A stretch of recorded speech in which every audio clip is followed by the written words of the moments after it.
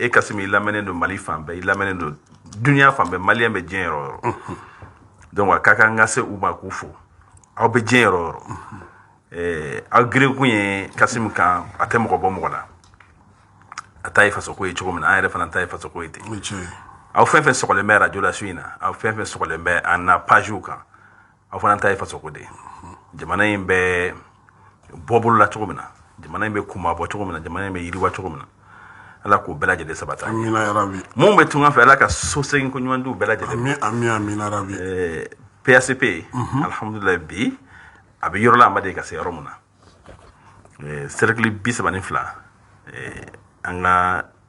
bureau sigilen bɛ nin bɛɛ kɔnɔ, structure bɛ nin bɛɛ lajɛlen kɔnɔ. Parti kelenna dilan man ɲi. Ani parti caman bolo bɛ ɲɔgɔn bolo. Ani ɲɛmɔgɔ caman bolo bɛ ɲɔgɔn bolo. Nka PACP yɛrɛ dɔnnen bɛ ni mun ye bi. O ye a bɛ kɔkɔrɔmadon min kɛ ka ɲɛsin transition ma. An ko ɲɔgɔnma sama sama o ye yɛrɛkungo ye. Ni seko ni fɛn o fɛn b'i la, maliden bɛɛ kan k'o de bila k'i seko kɛ jamana ye nin waati in na. I kɛra ministre ye o, i kɛra journaliste ye o, i kɛra sɛnɛkɛla ye o, i kɛra école karamɔgɔ ye o, i kɛra sɔrɔsi ye o. Bɛɛ Ala y'an bɛɛ sɔn sekonin dɔ la. Hali n'i kɛra mori ye i k'a fɔ Ala ma jamana in bɔ bolo la, o ye dɔw seko ye. Donc bɛɛ k'i seko kɛ. An ka mɔgɔko kɛlɛ to yen, an ka jɔyɔrɔko kɛlɛ to yen nin waati in na, an ka ɲɛsin Maliko kɛlɛ ma.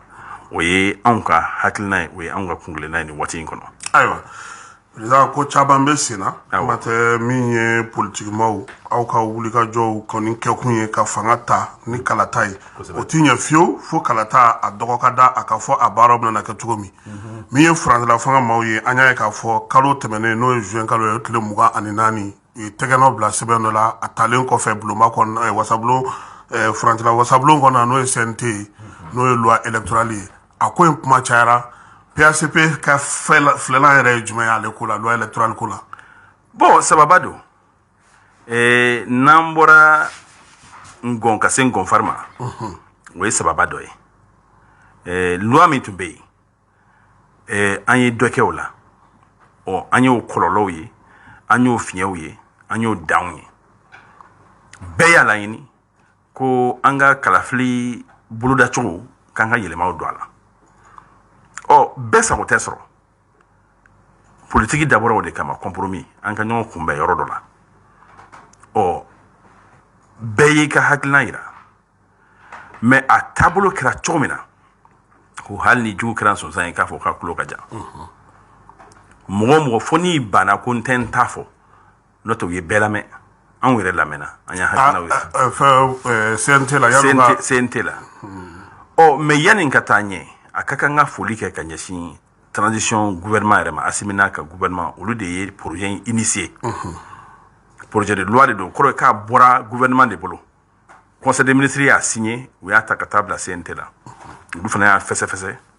ka point ni virgule bɔ a la. Hakilina dɔw bɛ yen, mɔgɔw lamɛnnen kɔ, mun bɛ se k'an fara ɲɔgɔn kan, mun bɛ se ka mɔgɔw hakilila tigɛ, u y'o baara dɔw kɛ ka moteurs bɔ min a bɛ fɔ an bɛɛ lajɛlen b'an yɛrɛ ye mun kɔnɔ.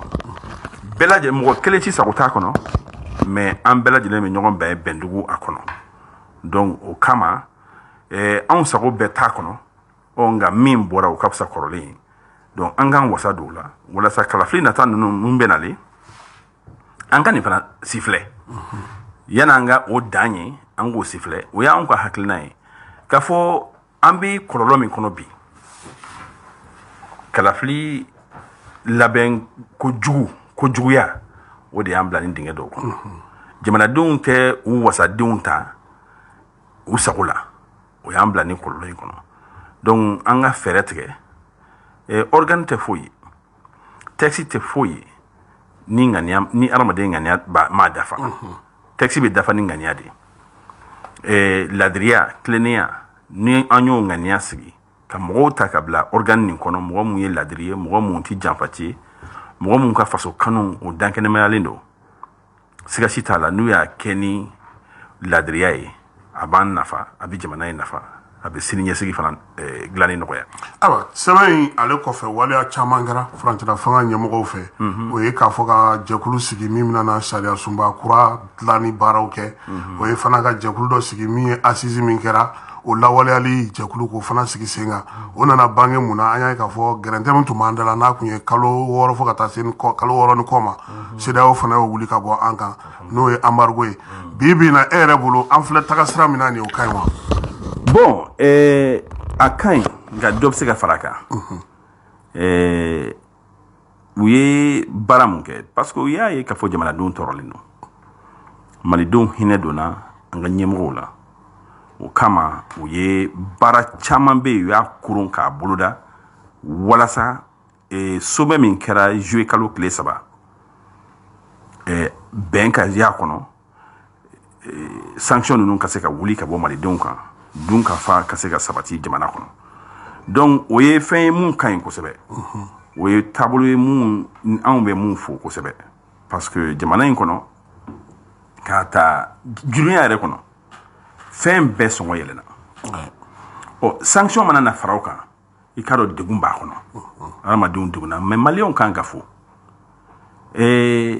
maliyɛn ka dignité n'o ye an ka hɔrɔnya ye an tɛ a falen foyi la an ye degun kun ka kɔngɔ kun ka sɛgɛn kun walasa an ka hɔrɔnya dan kana kɛra la ka tugu an ka ɲɛmɔgɔw kɔ o fana y'a dɔn jamanadenw ye o bɛɛ lajɛlen kɔfɛ sanction wulili tɛ kɔlɔlɔw bannen an bɛ min ɲini an ɲɛmɔgɔw fɛ parce que an bɛɛ lajɛlen bɛ jamana in yɛrɛ dakan bɛ olu de bolo bi an bɛ min ɲini u fɛ u k'a dɔn k'a fɔ maliden ɲuman tɛ yen maliden jugu tɛ yen malidenw de bɛ yen a y'an bɛɛ fara ɲɔgɔn kan cɛ ɲuman ni cɛ jugu i mana mɔgɔ mɔgɔ ta an bɛɛ lajɛlen ka an ɲɛsin sira kelen fɛ n y'o de fɔ transition jugu fɔlɔ ye mun ye o y'a kuntagala ye n'a ka jan n'a kuntagala jɛna a bɛ dama tɛmɛ transition bɛ se ka mun de transition ɲali bɛ bɔ mun na o kɛcogo ka jama fara ɲɔgɔn kan mais a fɔra ko transition jara o bɛ fɔ o tamasiyɛn ye mun ye fanga laseginni sibiliw ma mɔgɔ kana nata fanga nɔfɛ ko n ka di malidenw ye bi mɔgɔ kana pan ka puruti fanga nɔfɛ ko sanga bɛ na sanga ye waati ye ni sɔrɔsi fanga min bɛ yen bi n'u sera ka limaniya ka kalafili labɛn fo diɲɛmɔgɔ bɛ se ka ɲɛbɔ an fɛ cogo min na ko ko ninnu binna dingɛ kɔnɔ u tilara k'u yɛrɛ ta k'u layɛlɛ k'u jɔ k'i ɲɛ jɔ diɲɛmɔgɔ ɲɛ la ka sini lajɛ ka kalafili kɛ kalafili ni ɲɔgɔn ma de ka kɛ jamana in kɔnɔ mais o tɛ sɔrɔ k'aw politiki mɔgɔw to fanga nɔfɛ kɛlɛ la aw ka fanga nɔfɛ kɛlɛ kuma ka ca kosɛbɛ bon o ye wajibi ye comme politiki mɔgɔw yɛrɛ dabɔra o de kama bilakun fila foyi tɛ politiki mɔgɔ la fanga ɲinini ani fanga labaarali kɔ kɛlɛ o kɛlɛ bɛ misikunko la da dugula nɔfɛ kɔ ni e ye ballon ta sisan k'i ɲɛsin mɔgɔw ka kan ma ko mɔgɔ kana maga i la o tɛ nɔgɔya dɛ donc ballon bɛ min bolo i kan'i kɔfilɛ anw kan k'an da sago fɔ an ka constitution fana ye o yamaruya n delila ka nin fɔ an ka jamana ɲɛmɔgɔ dɔ ye n'a ye ɲɔgɔn sɔrɔ jamana wɛrɛ kan n ko a ma an bɛɛ tun bɛ fanga in nɔfɛ ala y'a kalifa e la o fanga e y'o don i kaman kɔrɔ i kan ka ala deli sɔgɔma o sɔgɔma n bɛ se ka mun de kɛ walasa k'an ka jamanadenw kun kɔrɔta n bɛ se ka mun de kɛ walasa ka kɔngɔ kɛlɛ ka fantanya kɛlɛ ka sɛgɛn kɛlɛ ka lakanabaliya kɛlɛ n ka jamana kɔnɔ ani ka bana kɛlɛ n ka jamana kɔnɔ e kan k'o de kɛ u bɛna min fɔ n ma u ye ka min fɔ n ma n k'i man ka hami n'o ye fiyewu n ko parce que an bɛɛ tun bɛ ka fɛn min ɲini ala y'o ta k'o di e kelen de ma i b'i ɲɛ kelen de i t'i kɔfilɛ fiyewu an b'o kelen fɔ transition mɔgɔw ye fanga tɛ ko i tɛ fanga mara wɔyɔ kɔ fanga taalan y'o ye donc u k'u ɲɛ tilen malidenw ma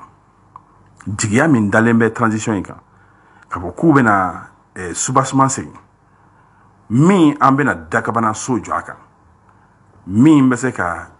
jiwoyow ni fiɲɛbaw bɛɛ lajɛlen latigɛ ni an ye nka jɔrɔ kelen min b'an na Kasim a fɔ ko Mali ye batoba kelen ye k'a bɛ lenbolamba k'a ti bɔn nka n'i y'a jateminɛ bi bɛɛ tɛ bato kelen kɔnɔ dɛ. Cogo di jɔnw t'a kɔnɔ. dɔw bɛ k'i nɔ u kama na dɔw bɛ koloni kɔnɔ dɔw bɛ yati kɔnɔ dɔw yɛrɛ bɛ bato belebelew kɔnɔ paquebot kɔnɔ f'u k'a lajɛ k'a bɛɛ lakaɲa ka bɛɛ kɛ batoba kelen kɔnɔ walasa an bɛɛ sago ka kɛ batigɛko ɲuman ye. n'a fɔra ko jamana bato kulukɔnɔmɔgɔw bɛɛ sago ye batigɛko ɲuman ye mun bɛ k'i nɔ olu sago ye kulun ka feere ye dɛ. donc an ka fɛɛrɛw tigɛ maliden bɛɛ bɛ se ka lakana sɔrɔ cogo min na sariya bɛ se ka malidenw bɛɛ lajɛlen kɛɲɛ cogo min na dunkafa bɛ se ka sabati cogo min na lakana bɛ se ka sabati Mali fan bɛɛ kɔnɔ cogo min na o t'i sɔrɔ fiyewu ni bolodi ɲɔgɔnma tɛ. mɔgɔ tɛ se ka mɔgɔ miliyɔn 20 mara ni marifa kunkolo ye mɔgɔ tɛ se ka mɔgɔ miliyɔn 20 gɛn bere la i n'a fɔ an bɛ misikulu gɛn cogo min na. an bɛ gɛn ni mun ye jogo jamanadenw bɛ gɛngɛn ni jogo de ye. ni ɲɛmɔgɔw jogo ɲana ni dunko juguya nɔgɔyara jamana kɔnɔ ni ɲɛmɔgɔw y'u bolo jɔ sira min na jamanadenw bɛ tugu kɔ an b'o sira jɛlen minɛ fo ka taa se bɛndugu fo ka taa se yiriwadugu. ayiwa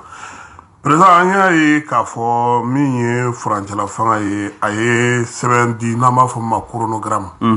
chronogramme in kɔnɔ kalata 4 de b'a kɔnɔ. kelen kɔni ye sariya sunba kura n'an b'a fɔ ma référendum ye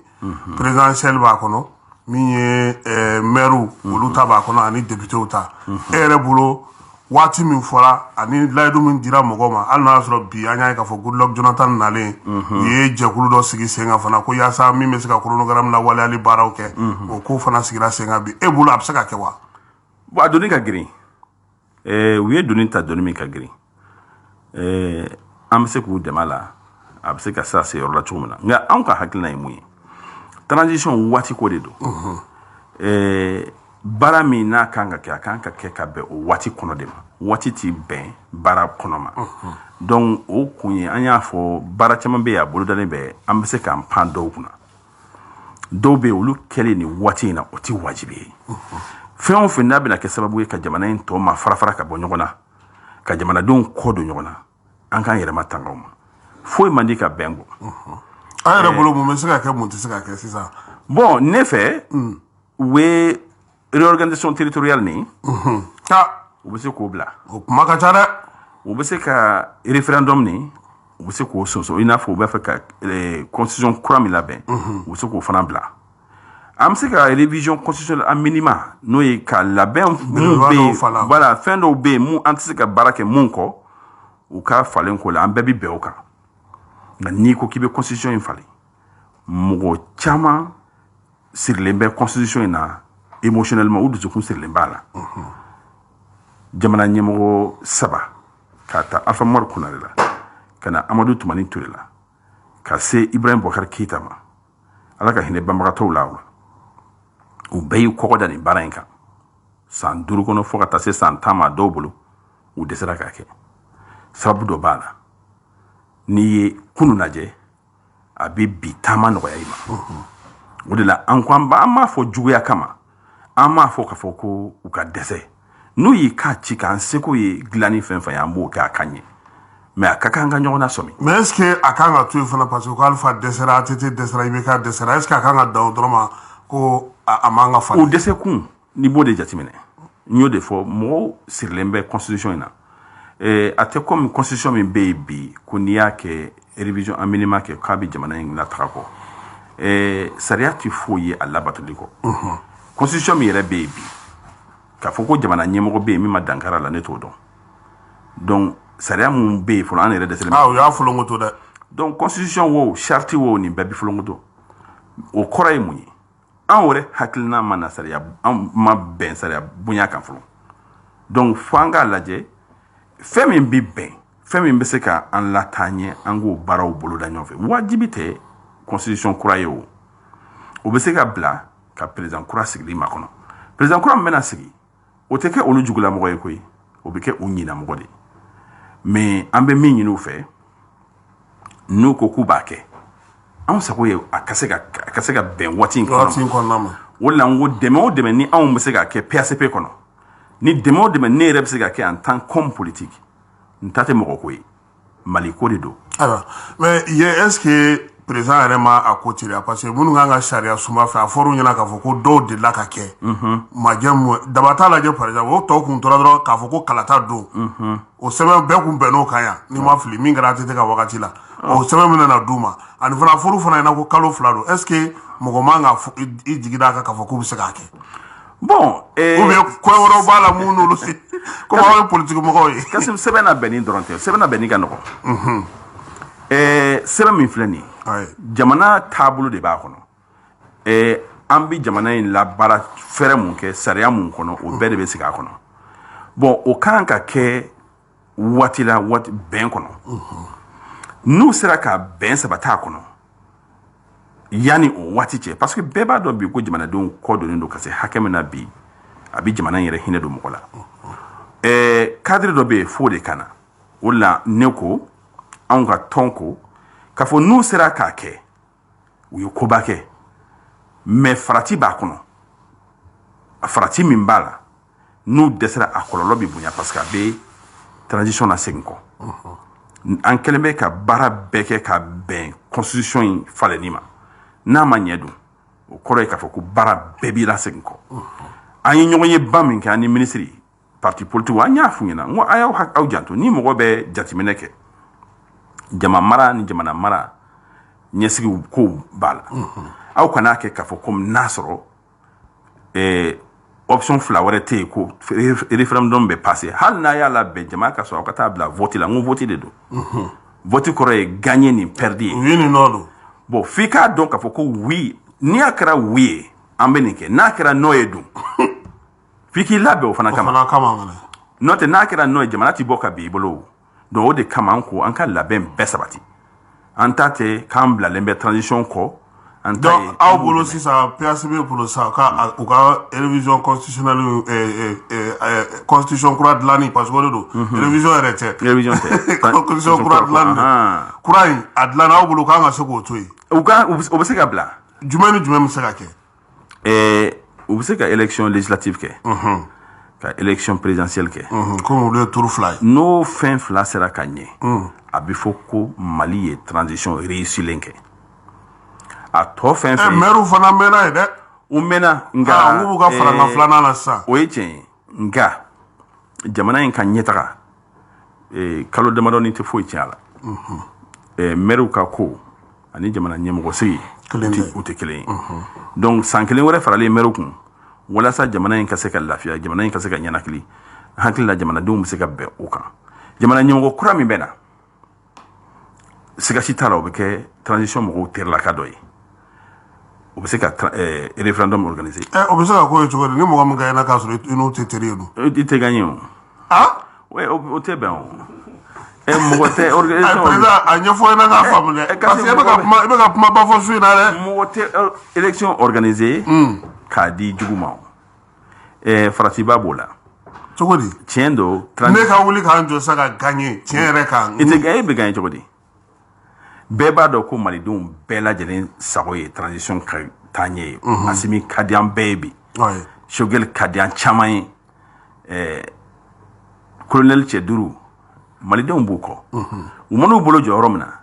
hali n'an sɔmina k'u bolo bɛ yɔrɔ min na caman bɛ taa yen mɔgɔ caman bɛ taa yen k'a sɔrɔ hali u ma wele mais est-ce que o tɛ tiɲɛni ye tiɲɛni tɛ dɛ o ye danaya de ye o démocratie yɛrɛ y'o de ye i dalen bɛ fa min na n'i dalen bɛ démocrate la i bɛ taa voler démocrate fɛ n'i dalen bɛ socialiste la i bɛ taa socialiste fɛ est-ce que olu bɛ bato an ka jamana in kɔnɔ non o tɛ bato an ta o ye misali dɔ dɔrɔn n'o tɛ anw ta ye min bɛ se k'an ka to sira la kalaya ka d'an ma mun bɛ se k'an lakɛnɛya mun bɛ se k'an lakana anw bɛ o de ɲɛɲini mais kalafili natɔ in fo mɔgɔw ka e ko ko maa tɛna gagner k'a fɔ ko nana ni den ninnu tɛ ɲɔgɔn fɛ i ti gagner a bɛ gɛlɛya dɛ ni an y'a fɔ ni jama fanba nɔfɛ ko de don bɛɛ dun b'a dɔn jama fanba bɛ olu de nɔfɛ jama fanba sago tɛ olu ka présenter jama fanba ye u ka mɔgɔ yira parce que ninnu ye risque min ta c'est gros ala k'an kisi ni an binna faransi tɛgɛ kɔnɔ tugun u t'a fila ni cɛ tigɛ jatew fana b'a la u ye cɛ kɔnɔba gosi a kɔnɔ na u ye min kɛ farafinna bɛɛ nisɔndiyalen bɛ ninnu kɔrɔ transition daminɛ ne yɛrɛ tun t'u fɛ fiyewu mais tabolo kolosili u y'a essayer k'an bɔ jɔnya juru kɔnɔ yɔrɔ min na k'an bɔ Faransi jamana wɛrɛ ka mara kɔnɔ ne ko hey ne b'aw kɔ n tɛ fɛn ɲini n tɛ jɔyɔrɔ ɲini n ta tɛ jɔyɔrɔ ɲini n ta ye Maliko ye hakilina fɛn fɛn bɛnna n b'o d'u ma a ma dɔ bɔ n ka ekɔliso jɔ la a ma dɔ bɔ n ka tracteur di la dugu ma a ma dabɔ n ka kɔlɔn segin na ka di jamanadenw ma n bɛ continuer k'o kɛ parce que a fɔra ko bɛɛ k'i seko kɛ transition in kɔnɔ donc anw bɛ continuer la sur le terrain an bɛ dɛmɛ min kɛ ka ɲɛsin malidenw ma. ye donc ni parti politique y'a dɔn sisan k'a fɔ ko maa min gagnatɔ don ko Sɔrɔdasiw ka mɔgɔ don u bɛ taa ye yan. bon dɔw bɛ taa dɔw tɛ taa i n'a fɔ dɔw y'a dɔn ko IBK gagnatɔ don en 2013 bɛɛ jama caman cɛla forila ka taa ye anw kelen-kelenw de ko an y'a dɔn k'u tɛ se an tɛ fara u kan u tɛ se kɔnɔ nka n'i y'a jateminɛ ne yɛrɛ sago ye bi mɔgɔ o mɔgɔ ni i kunkilenna ni transition bɛ kunkilenna min kan bi n'o tɛ kelen ye o kɔrɔ ye k'a fɔ ko e tɛ se ka jamana in mara o kɔrɔ ye k'a fɔ o tigi bɛ segin ni jamana in ye ka taa an kalifa tubabuw ma tugun o ye jahadi de Ala k'an kisi o ma Mali kana segin Faransi ka mara kɔnɔ tugun abada. ayiwa donc n'i y'a faamuya sisan Sɔrɔdasiw yɛrɛ kɔni u yɛrɛ ka n'u kanbɔ o ye hakilina ye kosɛbɛ maintenant u ka danama ɲini min bɛ se k'i présenter nka o t'a bali aw fana minnu fana bɛ a ɲini aw fana ka taa a ɲini na. baara wɛrɛ tɛ politique mɔgɔ la fanga ɲini kɔ yɔrɔ an tɛna an sigi an t'an ka sɔ daga jigi ko dɔ ta bɛ taa la donc bɛɛ lajɛlen b'i ka daga sigi mɔgɔ mana caya min ta kunna o de ka di kɛ n y'o de fɔ jamanadenw kan ka u jamana ɲɛmɔgɔ tacogo dɔn kalafili o kalafili ni kalafili tɛmɛna kalo 3 kalo 4 anw bɛ kule k'an ma ɲɛ an bɛ dunta ɲini kɛ bi an bɛ bi makaran ka sini to yen an denw ka sini ɲɛsigi an denw ka kalanko an yɛrɛ ka kɛnɛyako o tɛ jigin an kɔnɔ élection don i bɛ a b'i ko sanu dingɛ mɔgɔw bɛ girin politique mɔgɔw kan mɔgɔw bɛ girin politique mɔgɔw bololafɛn kan ka ɲina jamana kɔ u bɛ tila k'a fɔ ko politique mɔgɔw ye jamana tiɲɛ politique mɔgɔw kelen tɛ se ka jamana in tiɲɛ an bɛɛ jɛna ka tiɲɛ nka kɛrɛnkɛrɛnnenya la jamana kalifara mun na olu de dɛsɛra o de la anw k'u ma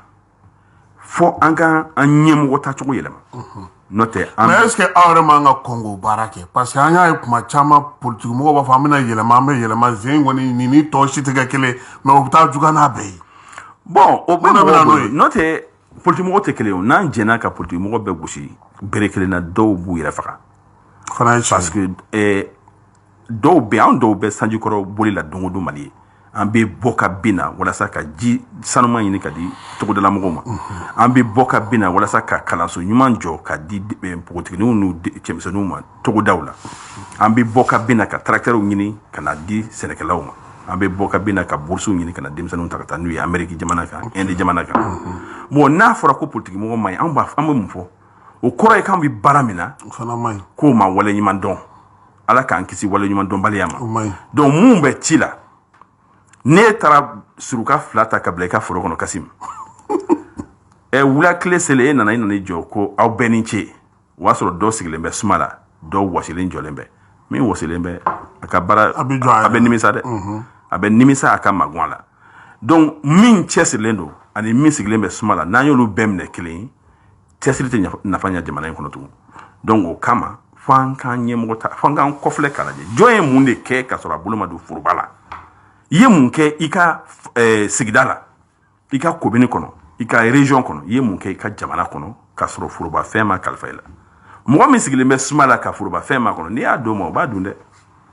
donkojuguya ye wajibi o la donc an yɛrɛ de kan k'a dɔn o yɛrɛ bɛna ni ne ka ɲininkali dɔ ye parce que est ce que a ma se aw parti politique ɲɛmɔgɔ dɔw fana a k'aw jɛ ka kɛ baarakɛlaw fana ye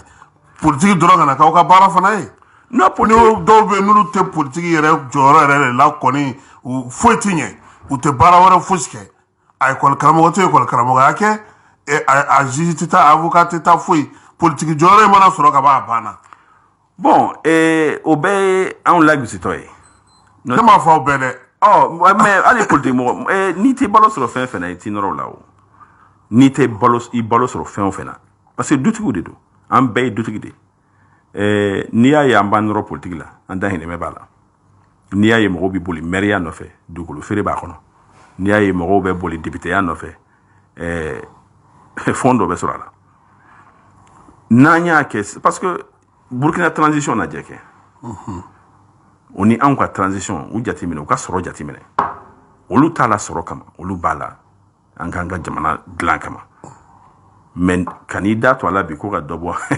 anw ka sen a m'a fɔ a tɛ se ka bɔ i da i tɛ se ka kuma fɔ a tɛ se ka fɔ dɔw yɛrɛ bɛna fara CNT mɔgɔw kan yɛrɛ o sɛbɛn fana bɔra bi mais u ka dɔ bɔ u ka musaka la musaka fana na bon n'o kɛra ni dɔ farala jama kan dɔ ka bɔ musaka la aw bɛ bɛn o fana bɛ se ka fɔ mɔgɔ minnu bɛ yen minnu bɛ se ka jamana in baara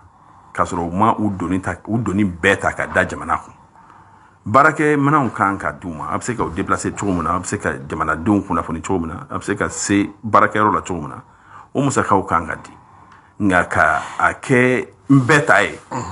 o doni bɛ giriya jamana ma. est-ce que démocratie yɛrɛ kɛcogo yɛrɛ fanga yɛrɛ sigicogo de t'o ye parce que n'i y'a jateminɛ démocratie la jɔyɔrɔ bɛ minnu bolo n'u ka musakaw lajɛ a n'u yɛrɛ bɛ loi de finance minnu ta nin yɔrɔba jugu don dɛ. bon tiɲɛ don mɔgɔ si tɛ den dɔ ka ko don i yɛrɛ la mais n'i y'a dɔn fana ka hinɛ a denbaya la ka hinɛ jamanadenw na i bɛ i ka sɔrɔ bɛrɛ bɛn jamana ka doni tata ma. o de la ne ko n ko k'a sɔrɔ i bɛ ca la parce que n'i bɛ ca la i n'o hakilina de bɛ na i b'a dɔn k'a fɔ ko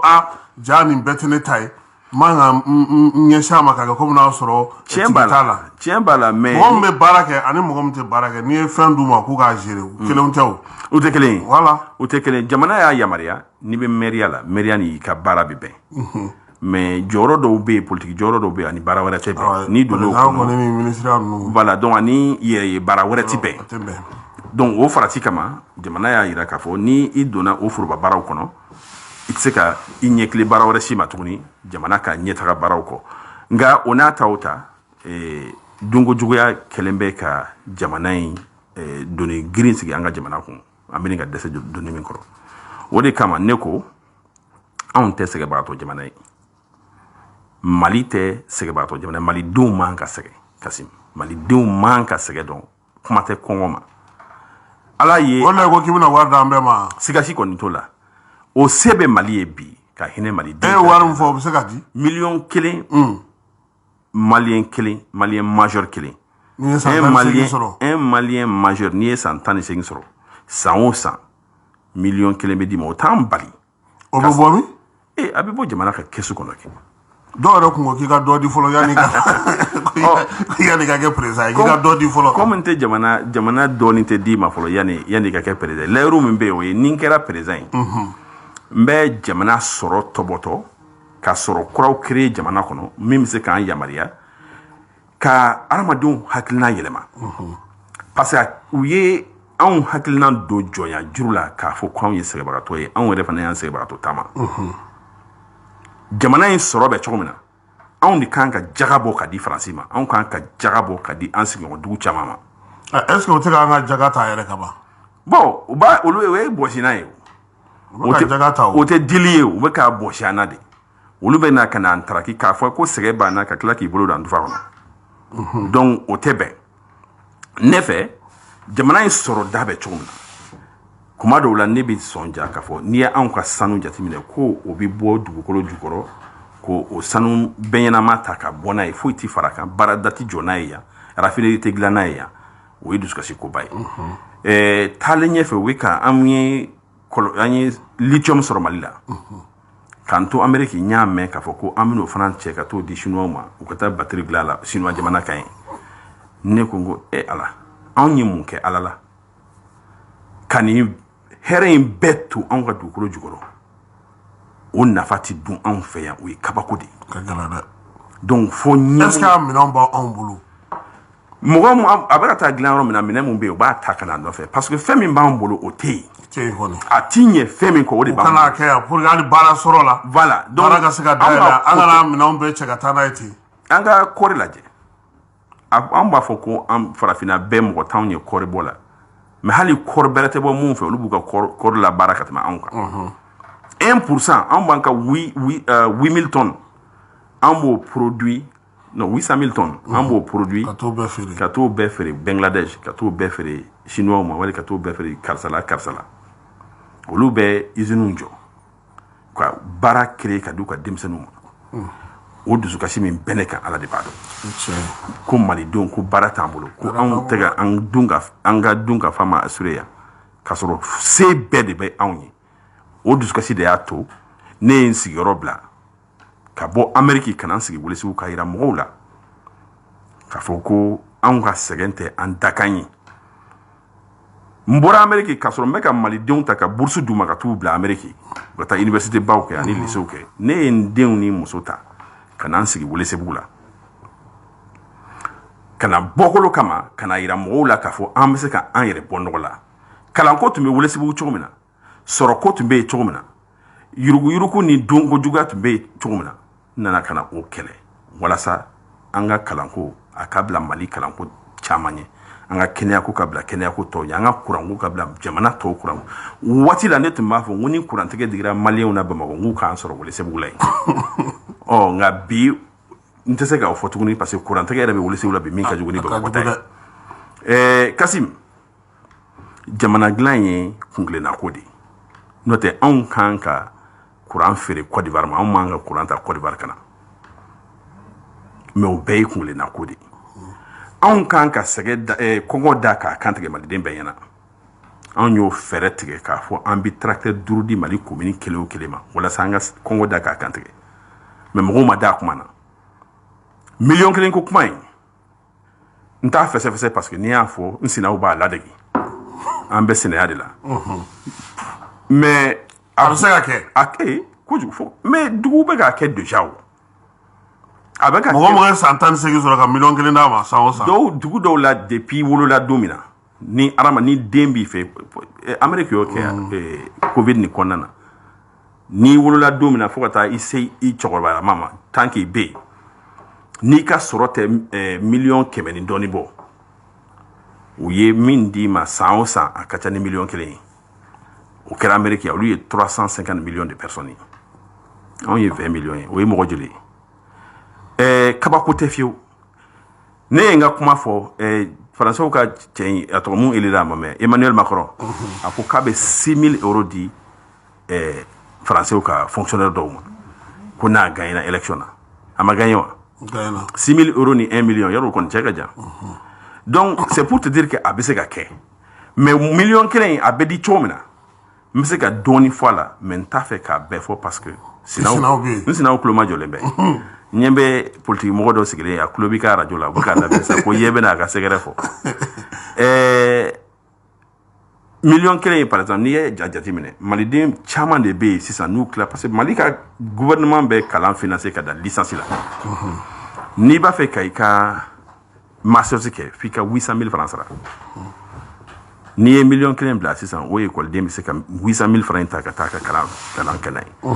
mɔgɔ min bɛ yen ni menuiserie ka d'a ye a kɛminɛnw t'a bolo n'i ye miliyɔn 1 d'a ma a bɛ taa menuiserie kɛminɛnw san n'a ye soudeur ka di mun ye o bɛ se k'o baara kɛ n'a ye mécanicien ka di mun ye o bɛ se k'o kɛ n'a ye kalanko t'a la foyi t'a la n'i seko de dɔrɔn n'i y'o monter ka na mais miliyɔn 1 bɛ maliyɛn kelen o kelen bɛɛ wajibi i ka compte bancaire créer a warijɛ tɛ ta ka d'i ma wari in bɛ bila compte de kɔnɔ donc an bɛ yɔrɔ min na bi malidenw caman bannen bɛ banque lataga ma ko wari tɛ yen n'a fɔra k'i ka miliyɔn 1 b'a kɔnɔ ka ban i b'o tigiya kɛ sa dɛ donc voilà donc o bɛɛ ye sababu ye mun bɛna dɔ bɔ n'a bɛɛ ma taa bɔ ka taa temi yɔrɔ la o tɛ se ka kɛ bɔcogo fana b'a la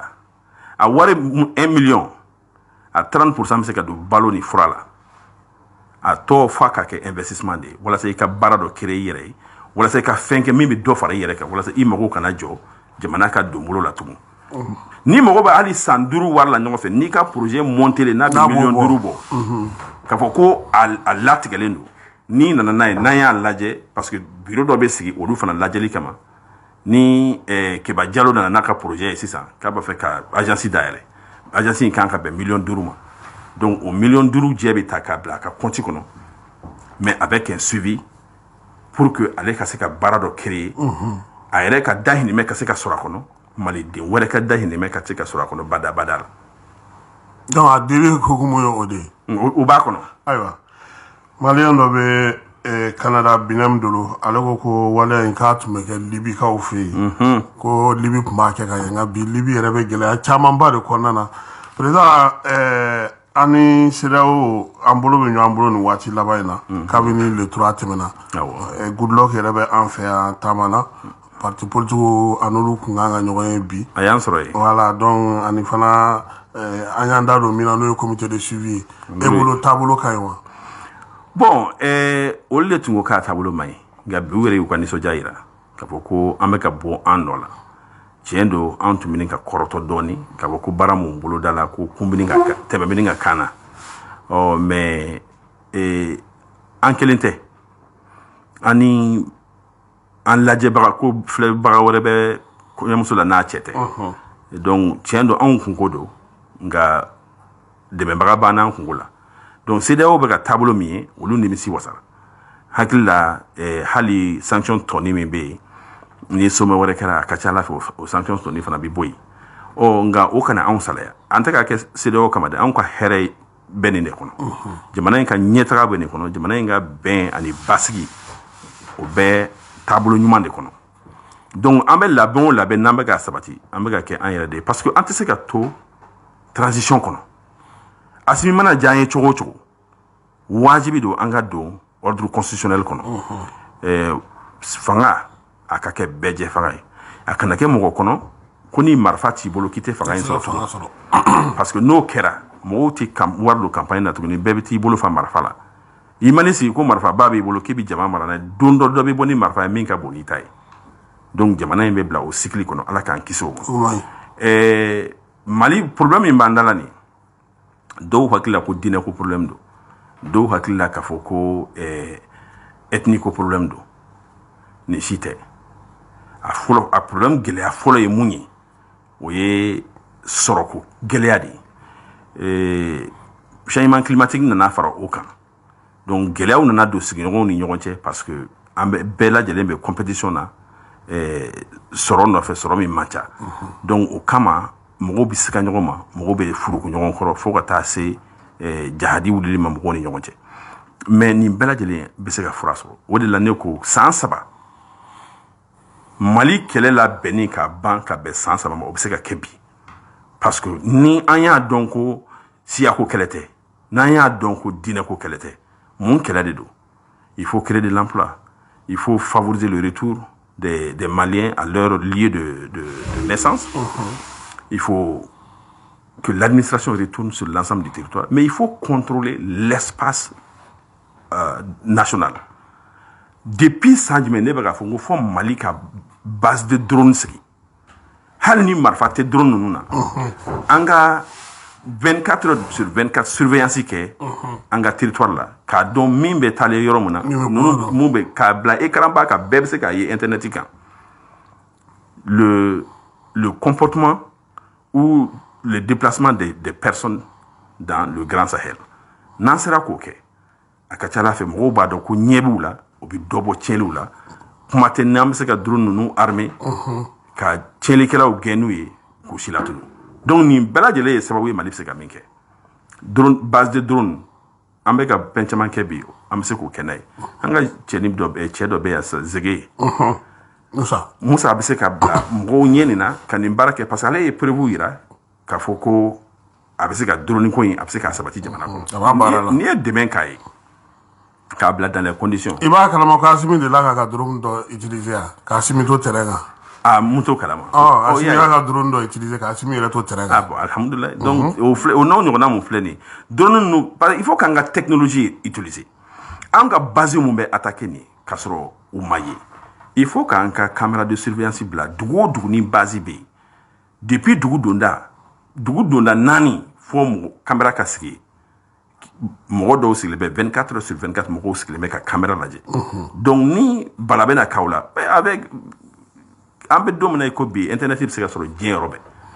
ni m'a sɔrɔ an ka réseau n'aw yɛrɛ bɛ se ka bouger ka sɔrɔ an internet yɛrɛ tɛ yen o minɛnw caman fana o fɛɛrɛw fana bɛ yen o fɛɛrɛw bɛɛ bɛ yen donc vraiment il faut k'an ka surveillance bonya bala kana kɛ an ka sɔrɔsi cɛw la tuguni an bɛ se ka camanba de bɔ fagali min bɛ da an ka denmisɛnninw kan an bɛ se ka camanba bɔ nin bɛɛ lajɛlen na ayiwa o diyara ye Amara an bɛ taa e fan fɛ ka sɔrɔ ka segin ka na ni sɔrɔsiw ka côté o ɲininkaliw ye ka sɔrɔ ka nɛgɛjuru labila mɔgɔw ye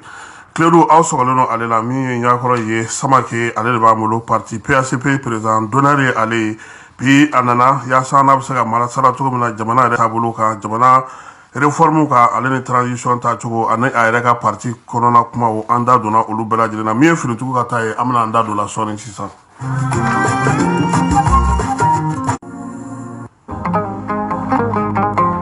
Ben on the track.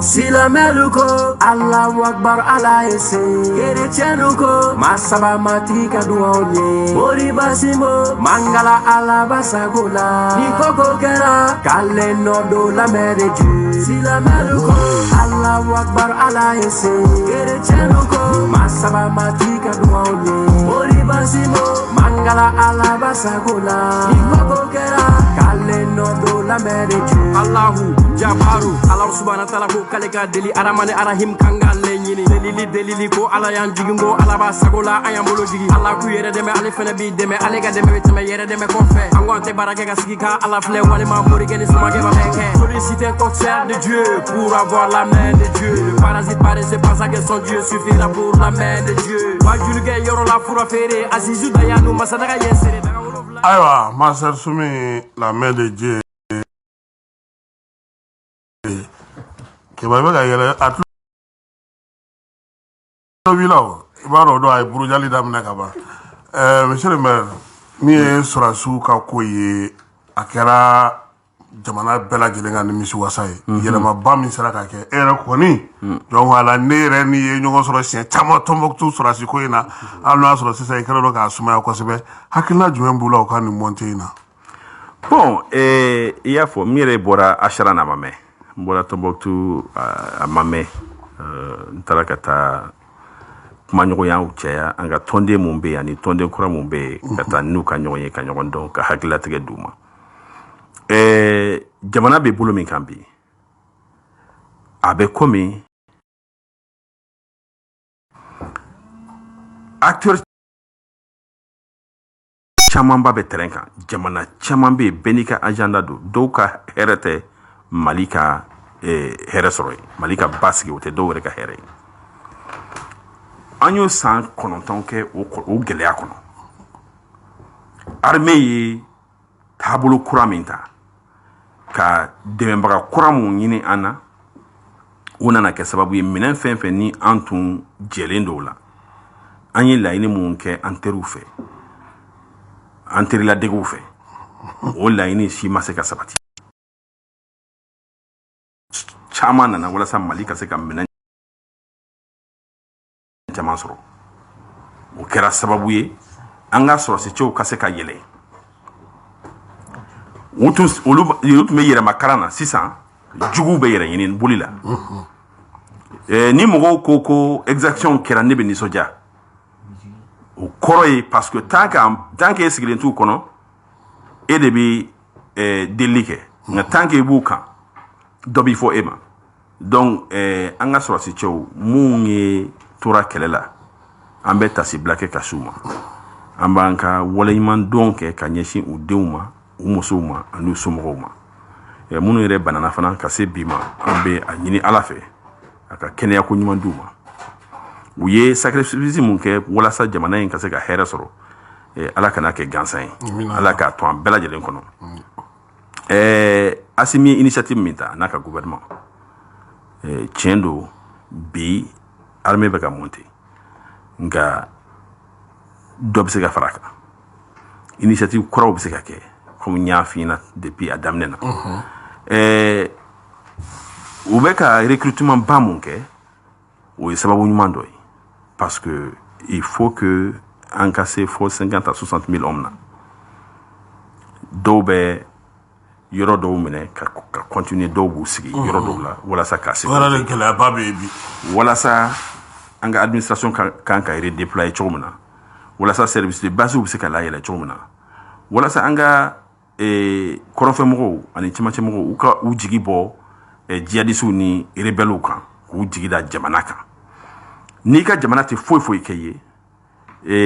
i ka dusukun ɲagaɲaga ka ɲɛsin i ka jamana ma dɔ bɛ bɔ a la i b'a fɔ ko jamana ma foyi kɛ ɲɛ o de kama c'est très important yɔrɔ mun bɛ yen ni olu bɛ ka labila bi ka bɔ jatigɛbagaw bolo fo sigi ka se ka sabati jona administration ka se ka redéployer o rôle la jona ani kalansow ni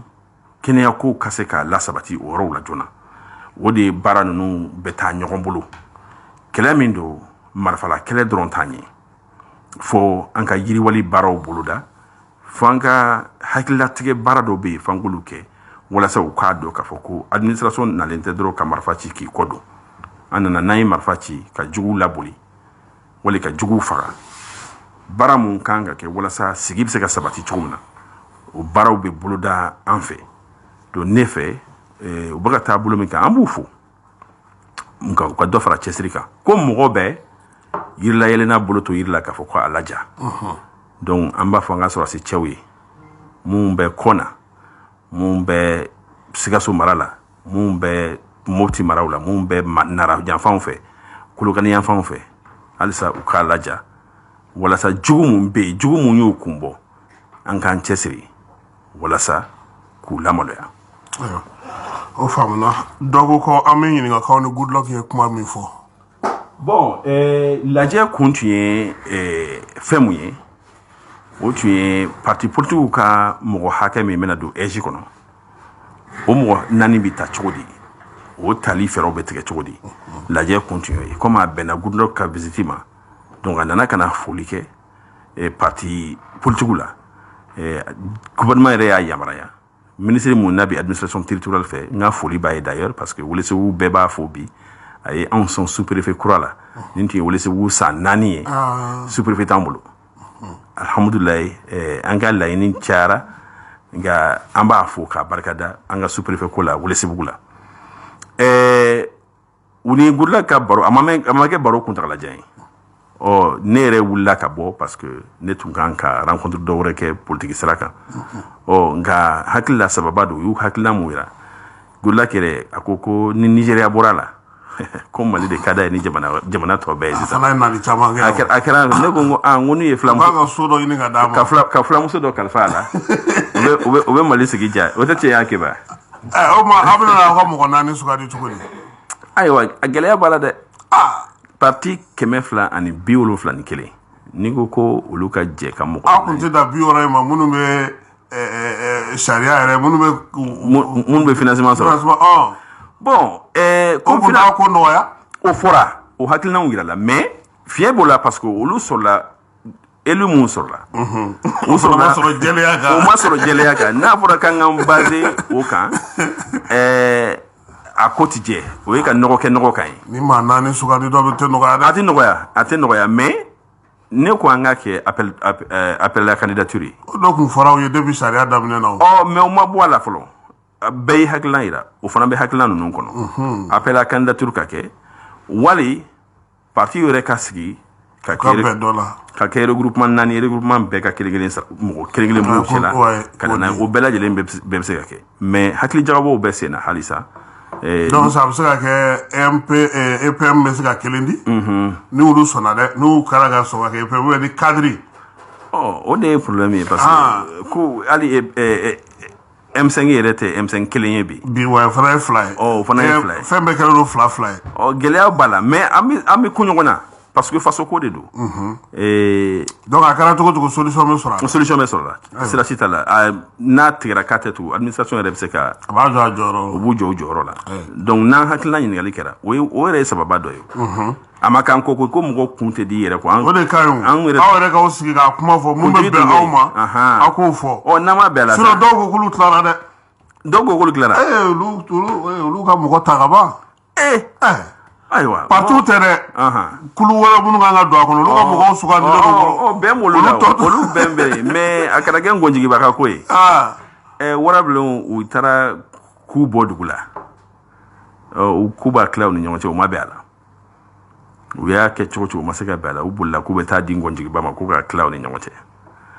a ye a kun kari 2 ye kelen jɛna ni kelen min ka jan a y'o kari k'o ɲimi o fana jɛna ni dɔn ye dɔn in fana jɛna n'o ye a y'o fana kari k'o ɲimi min bɛ numanbolo la o fana nana jɛya ni kinibolo ta ye a ye dɔ kari o fana na fo ka taa ku ban donc warabilenw bɛɛ lajɛlen bɔnɛna na Donc a kana kɛ o ye an ka bɛn. A y'a jija o ka bɛn. An ka bɛn de ka di. O de ka ɲi. Nɛgɛjuru sira ye 20 21 0011 ye min ye Samakɛ ale bɛ an ka kumaso kɔnɔ bi su in na débat politique ale kɛnɛ kan yaasa ka na an ka kɛnɛ ale ɲɛnamaya Amara Kone min ye Keba Jalo ye olu bi yan nɛgɛjuru sira ye 20 21 0011 ye allo allo allo Amsu balimakɛ i tɔgɔ ni jamu ne tɔgɔ Ismaël Karambe wele ka bɔ Kalabankɔrɔ Ismaël Karambe a yɛrɛ ko Samakɛ Samakɛ ayi balimakɛ bɛ e jamu ka di kosɛbɛ voilà Samakɛ don sinon Karambe o ni cɛ ka jan dɛ ayiwa Ismaël Samakɛ voilà n b'i fo k'i barikada o diyara ye ka n balimakɛ yɛrɛ fo ko ani cɛsiri ka sɔn a yɔrɔ dɔ fɔ siga si t'a la o yɔrɔ in kan ka jate minɛ kosɛbɛ jamana marabagaw bɛ musaka mun bugunatigɛ k'o di u yɛrɛ ma walima k'a dana tigɛ k'a di u yɛrɛ ma ka sɔn k'a fɔ ko o ye fɛn de ye fɛn min ni sariya ko don ani sariya ko tɛ ɲɔgɔn ta quoi ani sariya ko tɛ ɲɔgɔn ta parce que n'i ye jamana maracogo lajɛ ka jamanadenw balo cogo c'est à dire que jamanadenw bɛ u yɛrɛ balo hukumu min kɔnɔ k'a ye ko jamana marabagaw bɛ miliyɔn yirikaw de ta par mois ko o ni u ye saraw yɛrɛ tɛ kelen ye o kɔni ye ten dɔrɔn ka fɛn dɔ labɛn k'o di yɛrɛ ma sinon o tɛ sariya ko ye quoi bon en fait n'i y'a ta k'a lajɛ fanga min bɛ senna bi an bɛɛ tun y'a jigiya k'a fɔ olu tɛna don o hukumu kelen kɔnɔ mais an y'a ye danfara foyi ma don u ni tɛmɛnlenw cɛ bon président yɛrɛ mun filɛ ale ko a ka sara in k'a ye sigiyɔrɔma 2 bɔ a la forage bɛ ka sen ka ji di mɔgɔw ma o ye ko ɲumanba de ye mais seulement n'i ko k'i jɛnna wari kɔ ne ma dala n'a bɛ bɛn e yɛrɛ k'a gérer o kɔfɛ quoi et puis an bɛ ka forage ninnu sanfɛ a bɛ ka sɛbɛn ka de ko don du président de la transition Assimi Goïta bon en fait jamana ko in tɔ kɛlen bɛ fɛn dɔ de tiɲɛ fɔ yɛrɛ o ye a ta dama kara ye quoi awɔ n'o tɛ n'i ko k'i jɛnna fɛn kɔ ne bolo a bɛ to jamana foroba waribila yɔrɔ de la ni foroba mɔgɔw mago sera ma olu b'a kɛ foroba mago ye nka ko tigɛ ni ko na kumaba tɛ ban ka n balimakɛ fɔ k'a fɔ a kɔni ye ŋaniya min siri k'a fɔ ko ni a sigira k'a bɛ miliyɔn kelen di o ko in vraiment ni o sera ka kɛ a y'a ɲɛfɔ su in na dɛ a ye dɔ ɲɛfɔ la ko k'a tɛna bɛɛ ɲɛfɔ bawo ko sinaw fana bɛ olu bɛ se k'a ka gindo fana suɲɛ k'o fara u ta kan ne kɔni dalen b'a la a bɛ se ka kɛ quoi ayiwa a bɛ se ka kɛ ni wari tiɲɛni tɛ n'i ye jamana in ta k'a lajɛ musaka hakɛ min bɛ tiɲɛ anw fɛ yan ka bɔ kuma la dɔrɔn kasum ni anw ka impôt minɛ cogo lajɛ bɛɛ b'a dɔn k'a fɔ ko jamana in tɛ sɛbɛ sen kan ne bɛ to k'o de fɔ n ko tulonkɛ sɛbɛlama anw ma o daminɛ quoi parce que le contribuable la hali olu t'a dɔn u bɛ tɛmɛ sira min fɛ k'o walasa ka u ka impôt ko ɲɛnabɔ agents de bɛ yala ni date tɛmɛna ka u yala dɔrɔn ka wari minɛ mɔgɔw bolo n'u nana jɔ 5000 di 6000 di n'o kɛra tila u b'o ta tila cɛ u bɛ taa i y'a faamu b'a la jamana foroba waribilayɔrɔ la olu ye kow de ko mun tiɲɛ dɔnnen don quoi sans parler de la douane et autres donc n bɛ fɛ k'a f'i ɲɛna dɔrɔn anw ka jamana yɛrɛ musaka ko ni an ye ministre des finances ɲuman n'an y'o sɔrɔ le bureau du vérificateur général an b'a datugu kasum baaraw bɛ kɛ ka ɲɛ bɛɛ bɛ zu dɔn zu nana yan waati la i y'a faamu b'a la an facɛ n'o docteur Sumana Sako ye a ye baara kɛ cogo min na mɔgɔw ye o ye sa jamana nafolo ko tɛ se ka kɛ ko a don yɔrɔ n'a ta yɔrɔ tɛ dɔn o tɛ se ka kɛ o i bɛ mɔgɔ bila a kunna dɔrɔn min b'a ɲɛdɔn quoi donc ne tun bɛ fɛ k'o de fɔ k'a fara kuma kan k'a fɔ k'a waleɲuman dɔn n b'a k'a jɔ yɛrɛ nɛgɛjuru sira ye 20 21 0011 allo balimakɛ i tɔgɔ ni jamu Amadu Kulubali Amadu Kulubali i ka ɲininkali ye jumɛn ye ne ka ɲininkali olu parti politique olu ye mun kɛ sanction wulen na ni bɛɛ farala sukaro ni tulu ni fɛn bɛɛ lajɛlen kan olu yɛrɛ jɔyɔrɔ de kɛra jumɛn o de la sisan parce que fɛn bɛɛ tun bɛ na kɛ ko sanction de bɛ ka fɛn bɛɛ sanction fɛn wuli fɛn bɛɛ tun bɛ ka gɛlɛya ka taa fɛ olu yɛrɛ jɔyɔrɔ de kɛra jumɛn de y'a la sisan parce que an t'u kuma kan mɛn dɛ o bɛna jaabi sisan an t'u kuma kan mɛn n'u kɔni sera ka jaabi la fɔlɔ bɛ diya ye a bɛ nin jaabi k'a ma su la i Kulubali nɛgɛjuru sira ye 20 21 0011 allo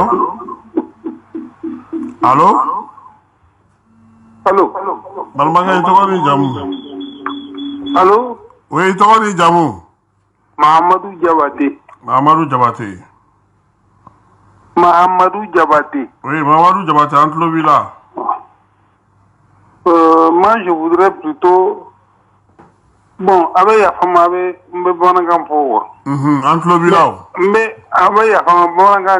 gelem quoi. Ma pote au Ghana. Aïwa, et dis à la toi quand j'ai un si le. Oui, le faire. Ma contribution est de que la transition s'appelle en plus à nos valeurs, à l'agriculture d'abord. Allô? L'agriculture. Il faut qu'on produise le sucre chez nous, qu'on produise le riz chez nous, qu'on n'ait plus besoin d'importer du blé. Avec ces trois cas-là, on sort largement de la possibilité d'importer. D'accord. Voilà. Merci. C'est ce que je veux dire. Merci. Megadurusra 2021 0011. Allô? Allô? Malma Gemse Ika Radio Faka.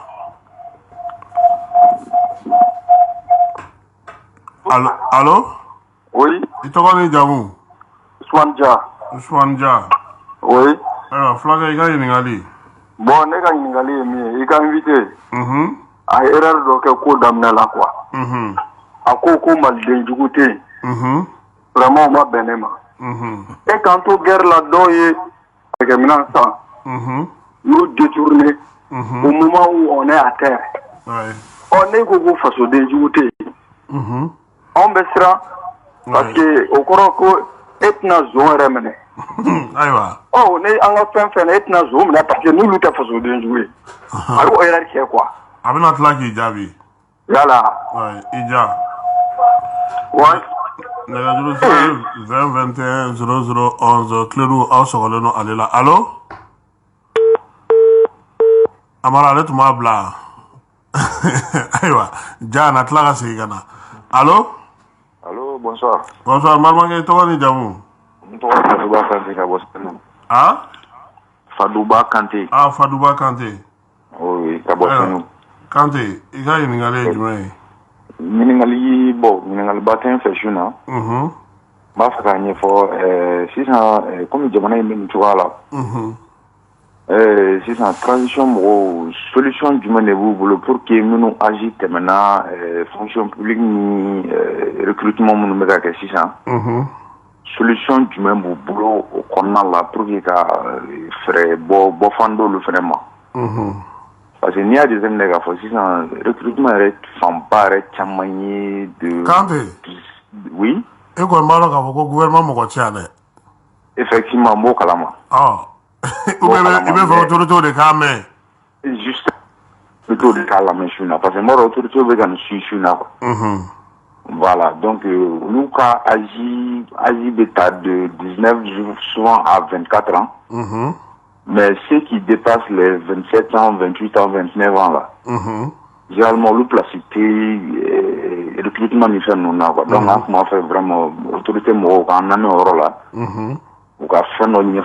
mi famille qu'on a là ou bien ni volontaire de cadimou bon c'est la volontaire de la pratique tout comme ça. D'accord. Voilà. Invité comme la Hagrina dit à la Nala Sona. Voilà, donc belle fouchina. Merci Kanté. Merci. Excellence ni ye ɲininkali duuru fɔlɔ ye. Min ye Samakɛ kɛ ye ale kɔni ta ɲɛsin sira nafoloko ma. Nafolo min bɛ jamana kɔnɔ o kɛcogo ɲuman. Amadu Kulubali ale ka ɲininkaliw ye tali kɛ min ye embargo tɛmɛna fɛn bɛɛ kɛra mais sɔngɔw bɛ ka gɛlɛya ka taa fɛ su ani tile ko embargo banni ma foyi ban. Jabatekɛ o ta ko an ka sɛnɛ don ba la k'an ka ɲɔ sɛnɛ y'a ka malo sɛnɛ y'a ka sukaro sɛnɛ y'a k'an kana taa alikama nɔfɛ ka bɔ kɔ k'an kana n'a ye ale ta o ye min ye Kanté kɛ i yɛrɛ bɔra k'o lamɛn sisan Ousmane Dia fana o fana bɛ yen Ousmane Dia ale ko ale tɛ sɔn i ka kuma ma ko n'i ko fasoden jugu tɛ yen donc ko o man d'ale ko n'o tɛ ko n'o kɛra k'i tɛna zon minɛ Kanté kɔni ta ye siko ye ka kɛ ni baaraw recrutement ye hakilina ye jumɛn ye ni mɔgɔ duuru la fɔlɔ. Bon n bɛ n balimakɛ fo k'a Samakɛ jamana sɔrɔko la